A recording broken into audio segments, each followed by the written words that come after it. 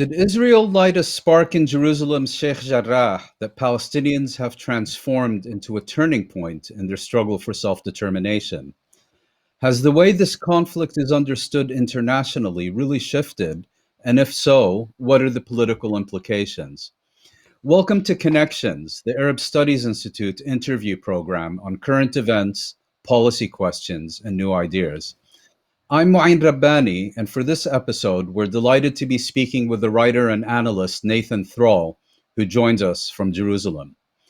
Nathan Thrall's work has focused on Israel and Palestine, and he is described as one of the most important writers in the field by the New York Times. He is a contributor to the New York Times Magazine, the London Review of Books, and the New York Review of Books.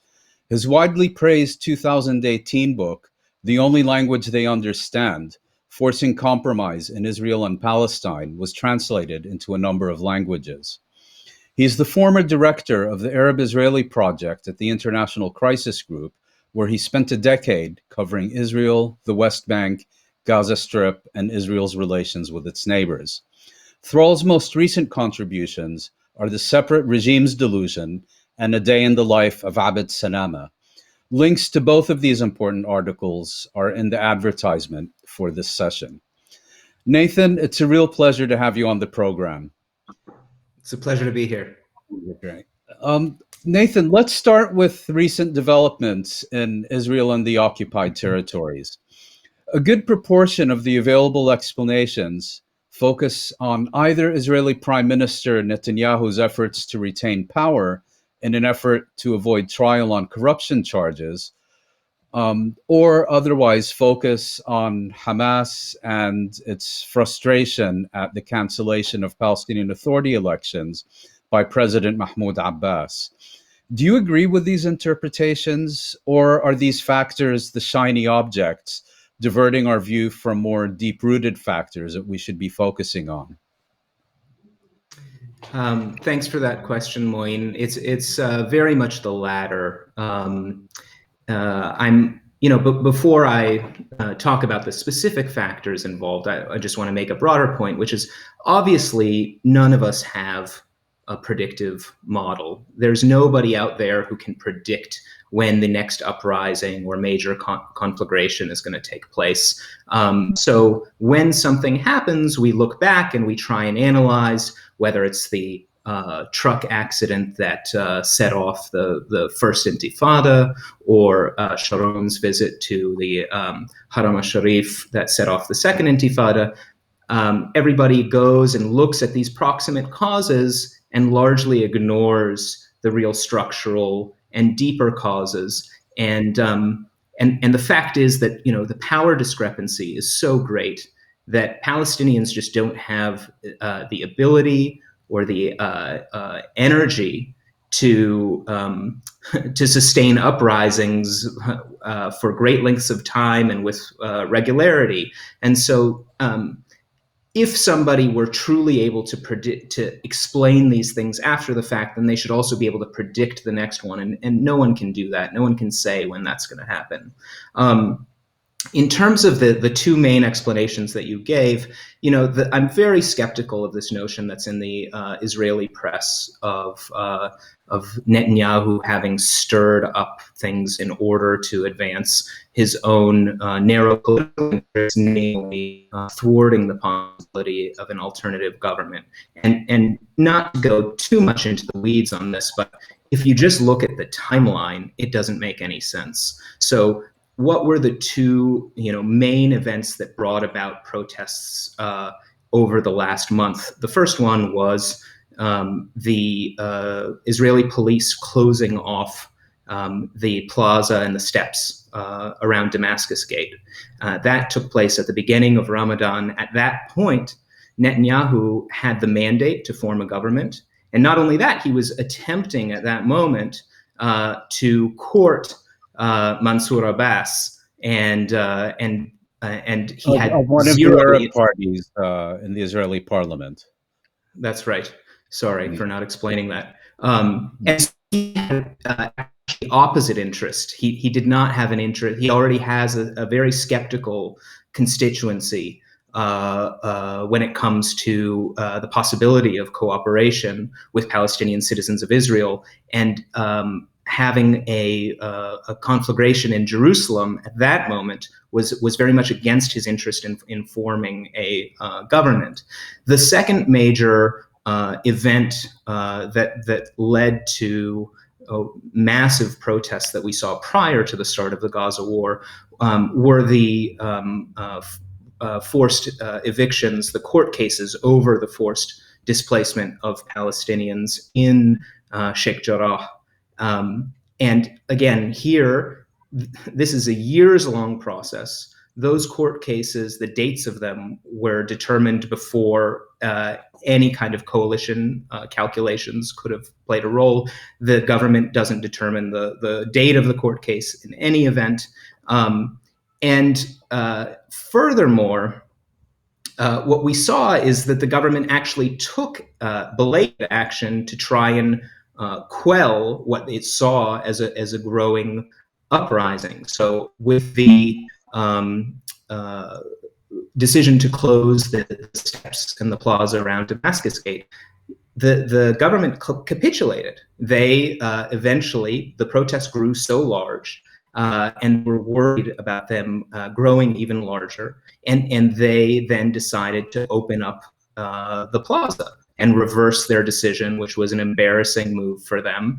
And they did that again while Netanyahu still had the mandate to form a government. And similarly with the Sheikh Jarrah case, the Supreme Court was due to have a hearing on this case on May 10th, which is Jerusalem Day, the ultra-nationalist celebration of Israel's conquest of Jerusalem in 1967.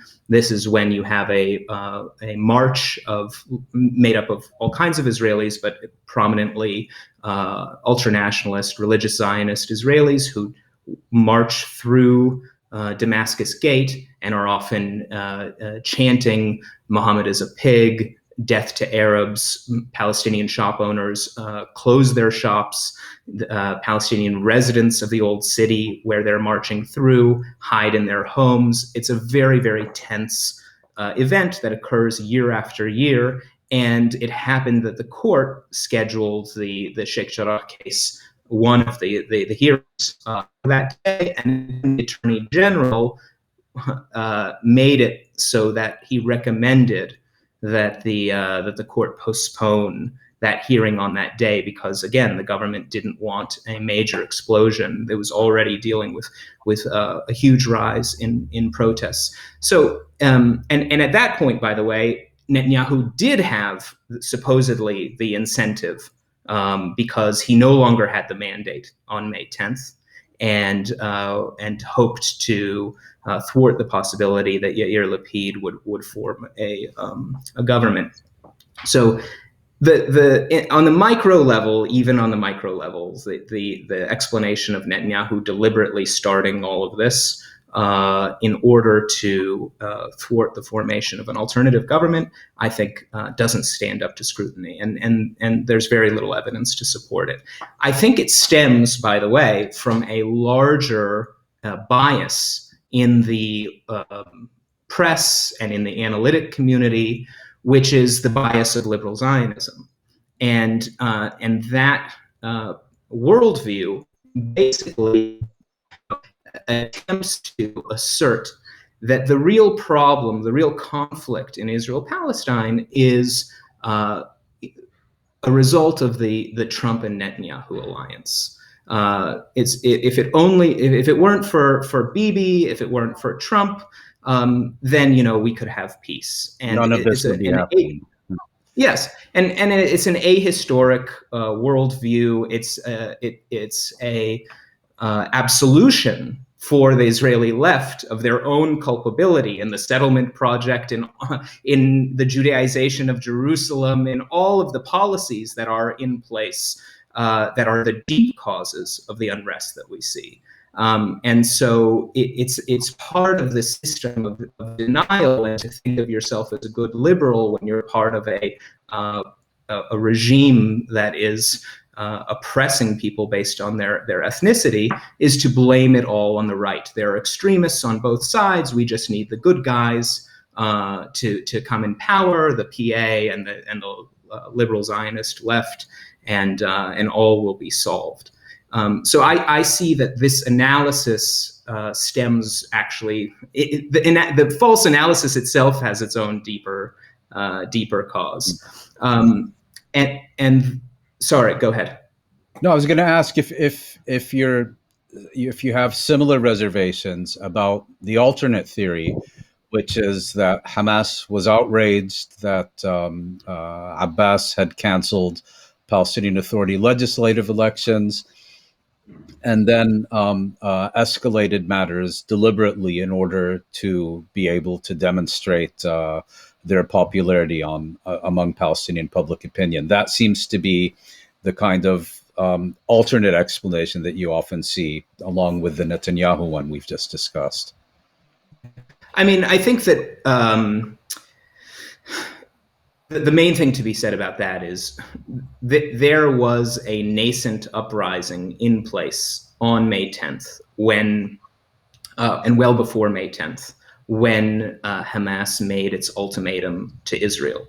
And I can tell you, because I live right next to Damascus Gate, I had gone out to many of these protests. I'd seen them. I was fired at with a stun grenade, and I saw that there was enormous support for Hamas in Jerusalem. There were huge crowds chanting for Hamas, chanting for Mohammed Deif, chanting against Abbas. And all of that existed prior to May 10th. So they didn't need this either. Well, I mean, you could argue certainly that that factored into their own calculation. I mean, they saw a ripe opportunity. They saw Palestinians were rising up. They saw a mass protest movement. They saw 48 Palestinians were involved. They saw how unpopular Abbas is. So certainly that played into their own calculation of whether the risk was worth it or not. But the phenomenon of the widespread protest that we saw preceded the Hamas decision to present Israel with an ultimatum. And so you're saying that while these things can't be predicted and we can't really specify it was this and it was not that, if I understand you correctly, you're basically saying if we really want to understand what happened, we need to look at the more deep-rooted factors that brought the situation about in which these events took place. Yes, absolutely. And you know, those deep factors, they can be exacerbated. It's certainly the case. I don't want to deny that, you know, some of these local conditions helped to bring about what happened now. It's certainly the case that the excessive force used by the police against the Damascus Gate protesters helped to fuel the protests themselves. The huge amount of casualties you had in the days preceding the Gaza escalation on the Haram al-Sharif, that also played a role. So these micro factors, they do play a role, but the deeper causes are the important ones. And the deeper causes are, of course, just the ever-present oppression of Palestinians in Jerusalem and throughout the territory under Israel's control, but also other factors that are maybe more recent, like the weakness of the PA, the weakness of Abbas, the perception that there's no two states or any kind of solution on the horizon, the perception that the Palestinians have been abandoned by the international community and by the Arabs most recently in the Abraham Accords. And I mean, I could list other factors, but I think that the deep causes are really the heart of this uprising, and we saw that in the mouths of the protesters themselves. Okay, and maybe then turning to our next subject, which is the past few weeks, people have been increasingly speaking about a turning point. That these events collectively represent a turning point. And my question to you is, what was different this time, whether in Israel, whether in Palestine, whether in the region or internationally, to justify such interpretations, and whether or not you agree with them? So I do have to say that that it really did feel like this Gaza war for sure, and just this last month and a half felt quite different than Jerusalem has felt to me in over 10 years here, and then that Israel-Palestine has felt to me. And so, I want to give a very big caveat before I elaborate on the ways in which I feel it's a turning point, because I think that, if you ask me to predict the future, I believe that we are, decades away from real substantive change here. I believe that, the most likely scenario is that this uprising that we've seen is going to be quashed, that in a few months we're going to be back to a siege on Gaza, Palestine out of the international headlines, Palestinian citizens of Israel back to the relative quiescence that we saw prior to the last few weeks, and security cooperation continuing in the West Bank with Abbas still in place. That is the most likely scenario. There are other possibilities, and so when we talk about a turning point, I don't want to suggest that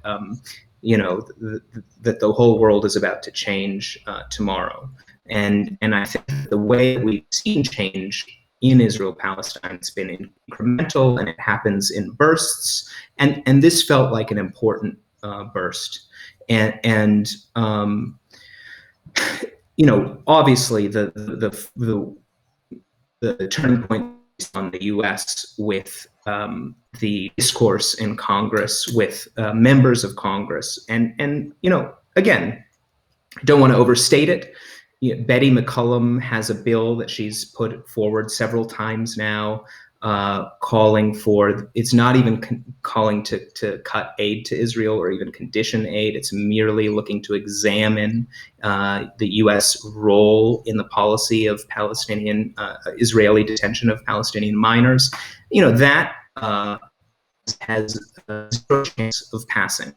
And so, I want to ground us in the big picture, which is that bill, which is so meek, still has zero chance of passing in this Congress, and only has a small number of signatories to it. That said, the voices that we have heard, first of all, are saying things that we've never heard from members of Congress, and second, these are very important figures. I mean, Alexandria Ocasio-Cortez is one of the most popular politicians in America, and she is calling Israel an apartheid state. I think that's a very, very significant thing, and I think that there have been other turning points here too. For Hamas, I'm sure this felt like a turning point in terms of its own popularity, and in terms of Abbas's absolute nadir that he's reached. I mean, obviously that's not new. He's been unpopular for a long time, but it really does feel, it's striking how unpopular the Ramallah leadership is right now, and the war, of course, only strengthened that trend. And I think that the most significant thing of all, but for me and for almost everyone I've talked to around me, was what happened inside 48, what happened inside pre-67 Israel. Do you want to elaborate on that a bit? Because that Yes. seems to be what many people I identify as the most significant change these past few weeks. Yes.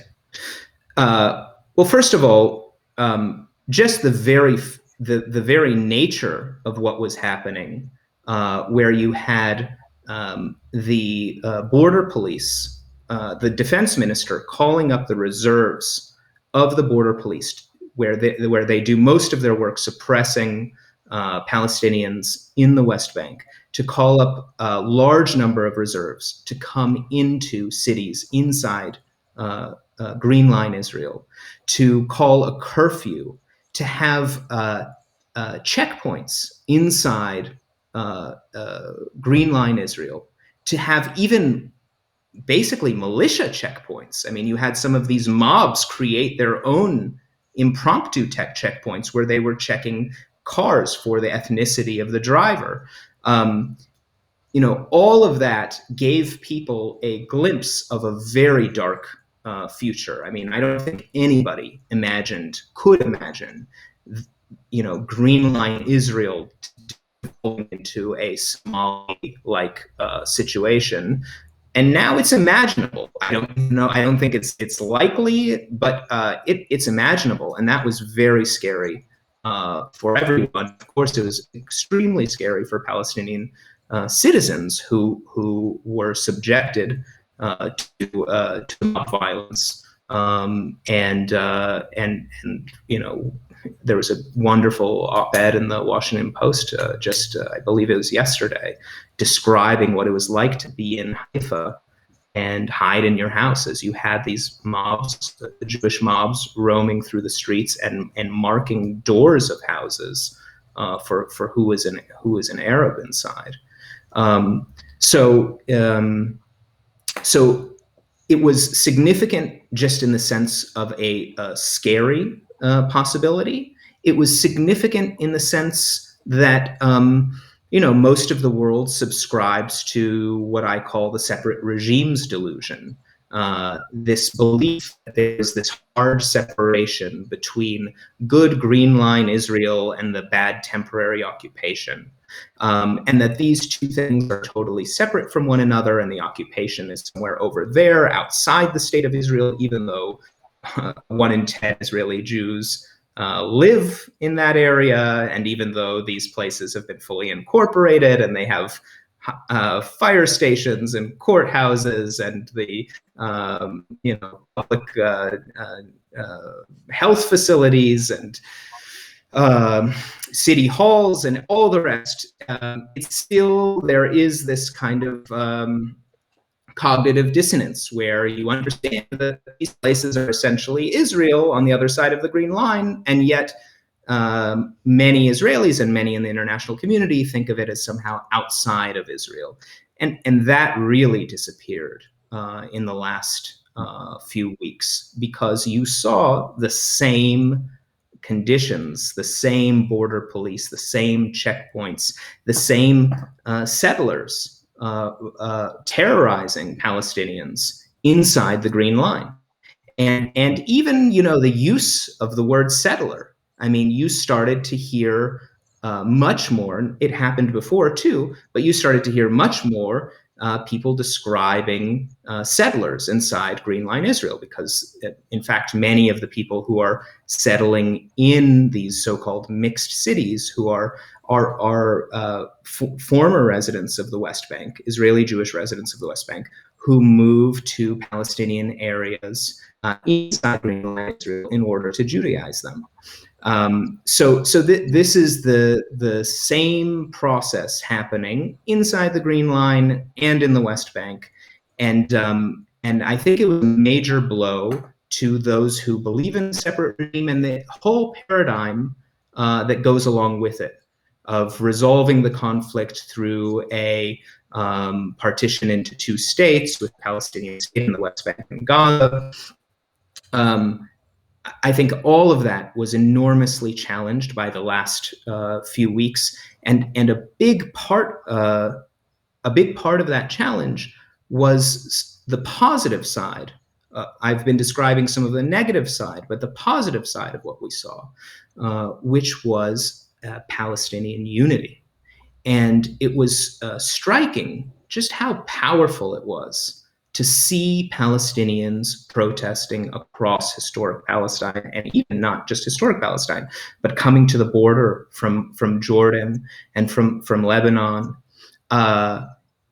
It was, first of all, it was moving. There was something incredibly powerful about seeing Palestinians coming from Jordan to the border as their people were being besieged and bombed and dying, and this kind of effort at what felt like rescue was enormously inspiring. You know, for the first time, you're seeing Palestinians heading in the right direction across that border, or at least attempting to. So I think that just the sight of Palestinian unity was a thing that was frightening to Israelis. I want to tell you a Because it small was so little anecdote. visible. Please. Yeah. Sorry. Yeah. I was going to say, you know, because it was so visible. I didn't hear what you just said. Say it again. Sorry. When you mentioned Palestinian unity making such an impact, I said perhaps because it was so visible on the ground, as you've just described. But yes, I interrupted you. You were giving us an anecdote. Oh yeah. So I a few years ago I was interviewing a recently retired Israeli general. And I was talking to him about the policy of separation between Gaza and the West Bank that Israel very strictly enforces.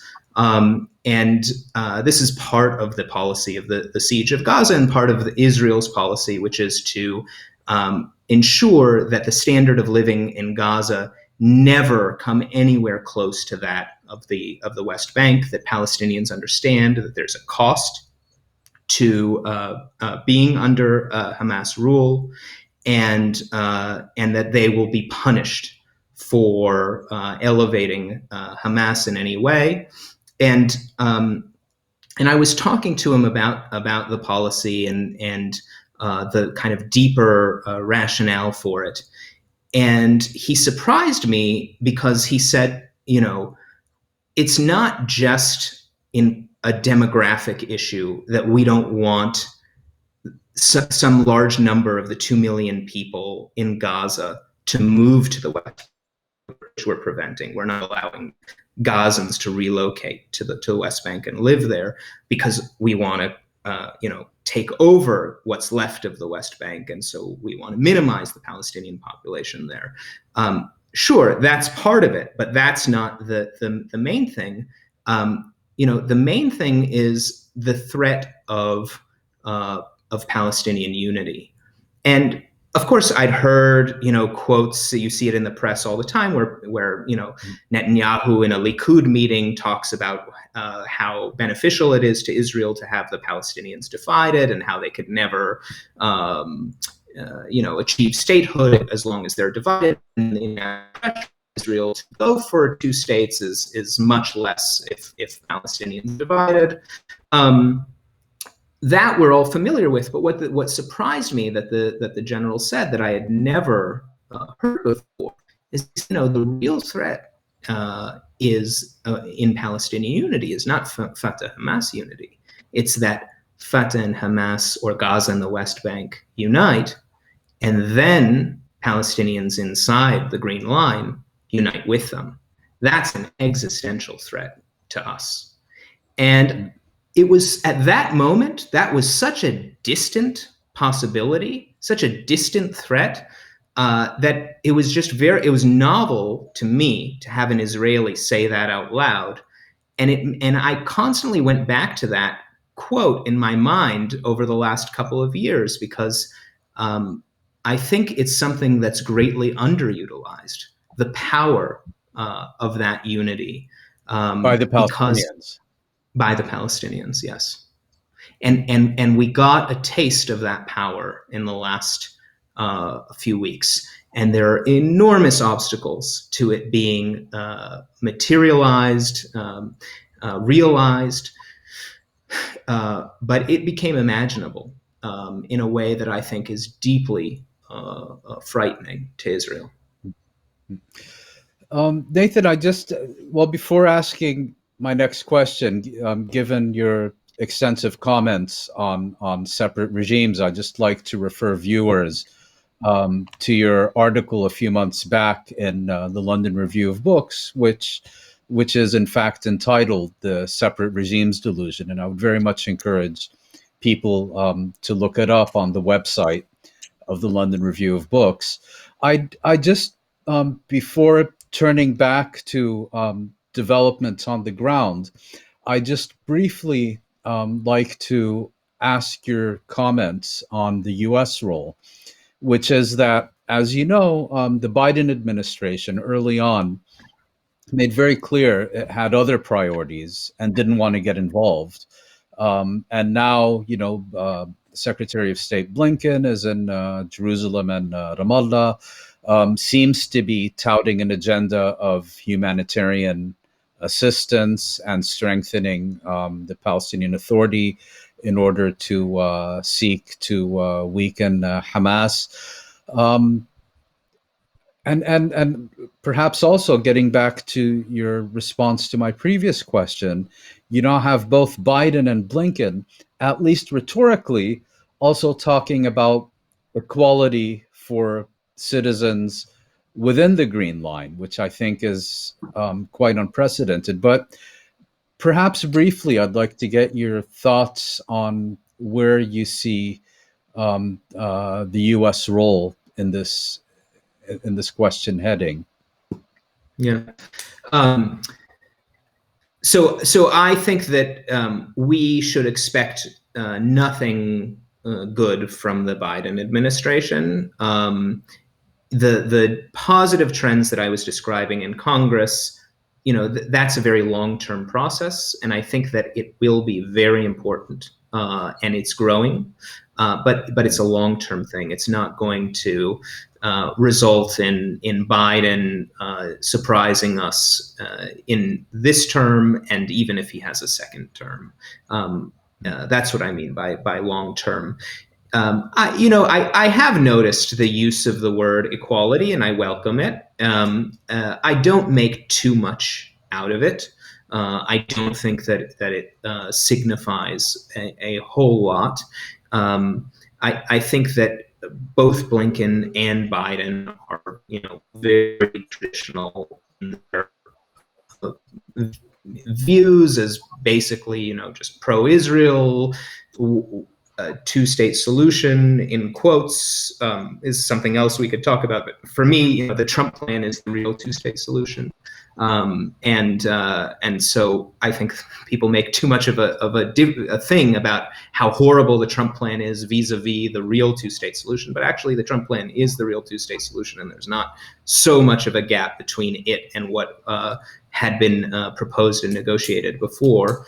But that's what they want, and they're not going to even work hard to get it because they have a realistic appraisal of the situation and just how unlikely it is for them to make any progress on that front. And so, we can't expect the Biden administration to reduce aid, to condition aid, to leverage its power and its influence on Israel.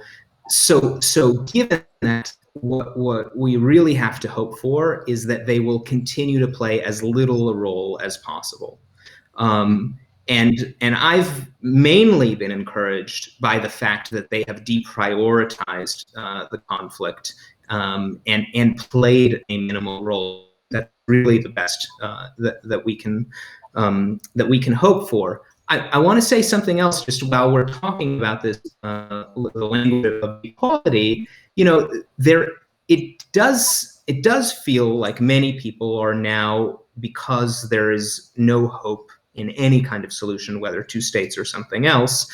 People are challenging the old paradigm. They're challenging Oslo. They're challenging the old talking points. They're challenging two states.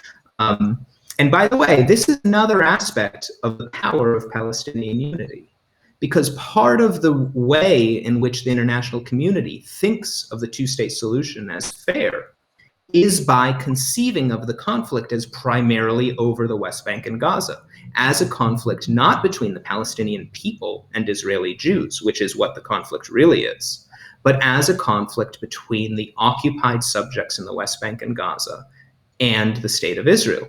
And those are two very different things, and they call for very different remedies. And if it's a situation of the state of Israel oppressing the Palestinian people writ large, and it's a conflict with the Palestinian people writ large, then what does the two-state solution look like in that light? It looks like a proposal to take one of the parties, the dominating group, and say, you get to stay united inside your own state, and take the other party, the dominated group, and say, we're going to split you up. You're going to be, the united Palestinian people, are going to be divided into, a subjugated minority status inside the state of Israel and into what we will call a state, and probably won't really be a state, in the West Bank and Gaza. So I was saying that in Washington, there is a lot of challenge, or there's a growing challenge to the old model. And one thing that's been cited a lot lately is this Carnegie endowment paper that's calling for the U.S. to adopt a new approach with a rights-based discourse. And I welcome the paper, and I think it's a positive development. But here too, I think that the language is very vague, and it falls far short of what we should be aspiring for. And it's merely hinting and alluding to some other possibility, but when they don't really spell out what they mean by a rights-based approach. And it's rather ironic that when you call for a rights-based approach in the Israeli-Palestinian conflict, the singular right, the central right, whenever you use the word right in the context of this conflict, what right are we talking about? The right of return, as is the right of all refugees who are expelled in wars. And that's entirely absent from the so-called rights-based approach of the Carnegie paper. So it's so vague. It's really empty, and so is the equality language from the Biden administration. Again, I welcome both developments. I realize change has to happen incrementally, it has to happen slowly. It's in the right direction, but it's far from enough. And even that Carnegie paper, it mentioned the two-state as we're not ruling out two states, and it doesn't anywhere say that we entertain. Spell out what they entertain as an alternative.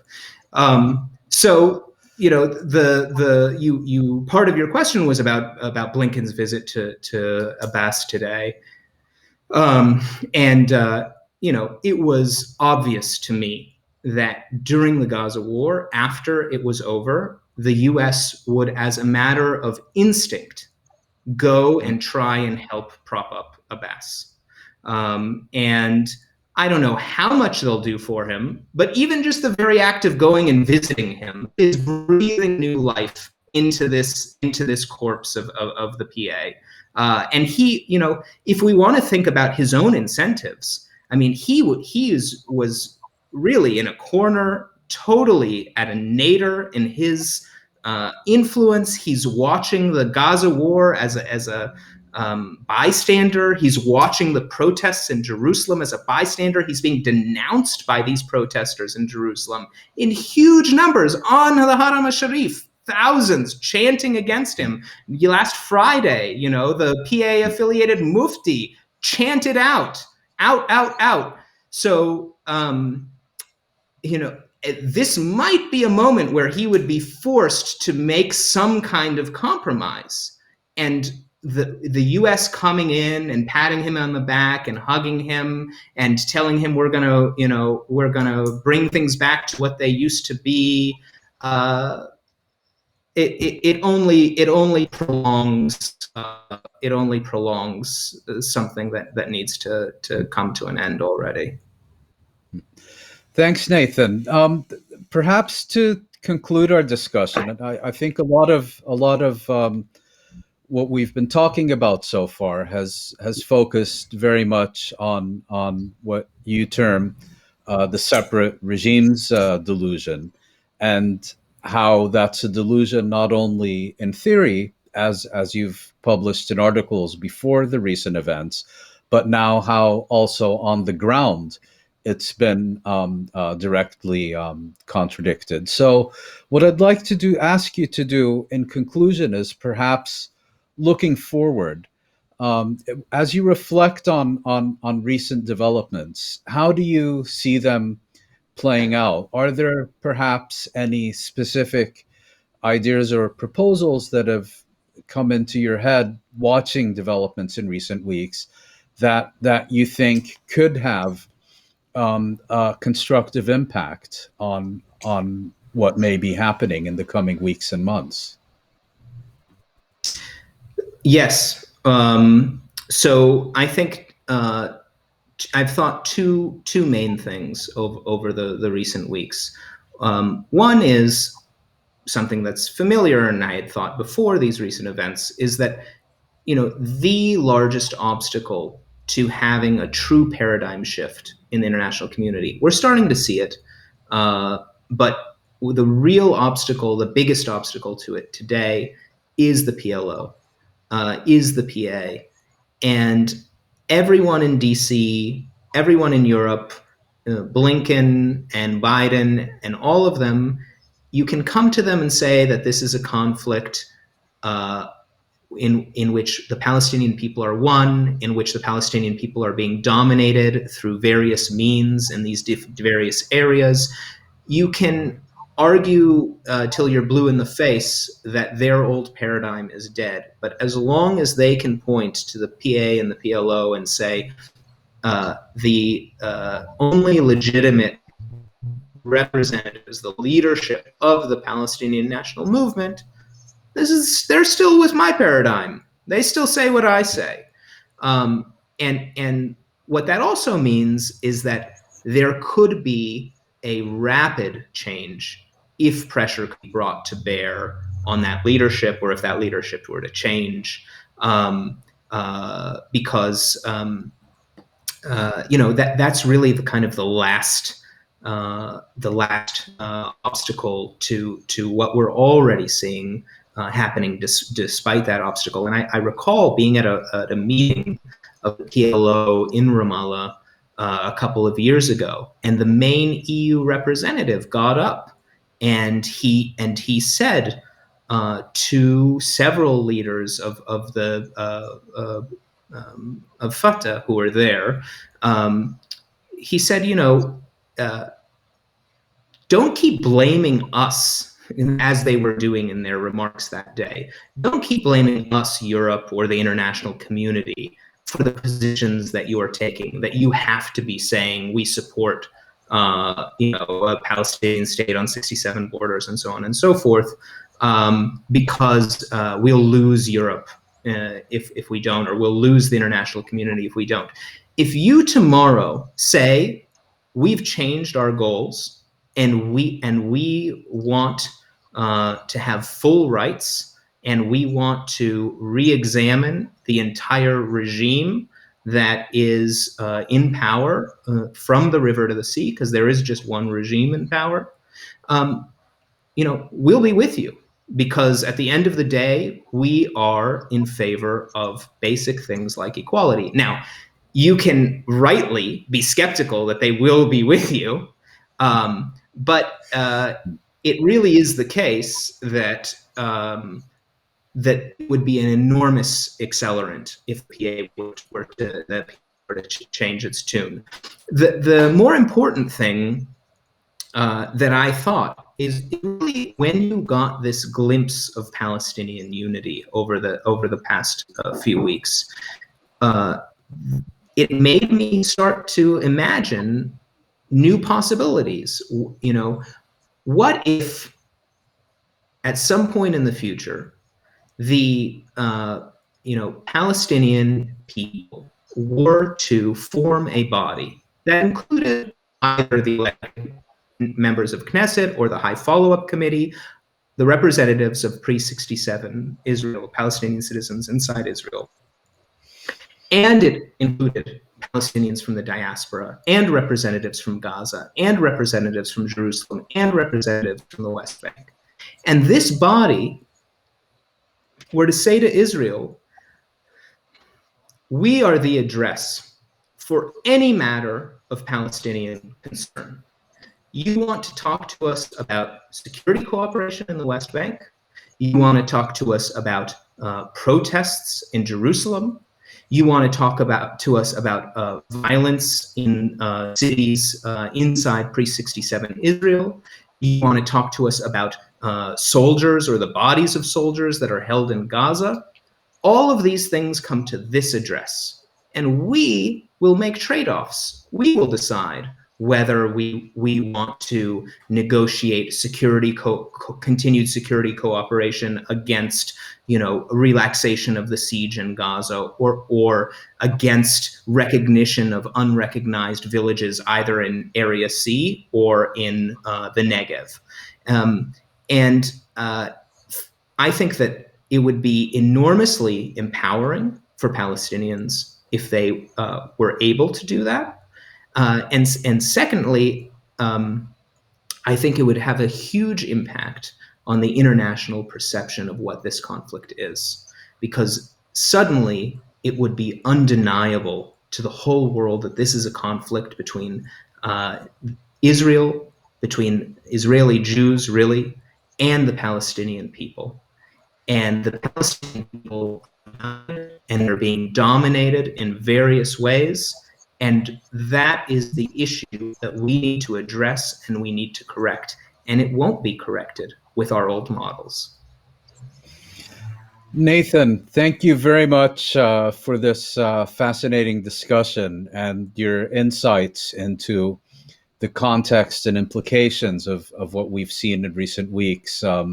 Thank you so much for joining us. And thank you, everyone, for joining us on this latest episode of Connections. Thank you for having me, Mouin.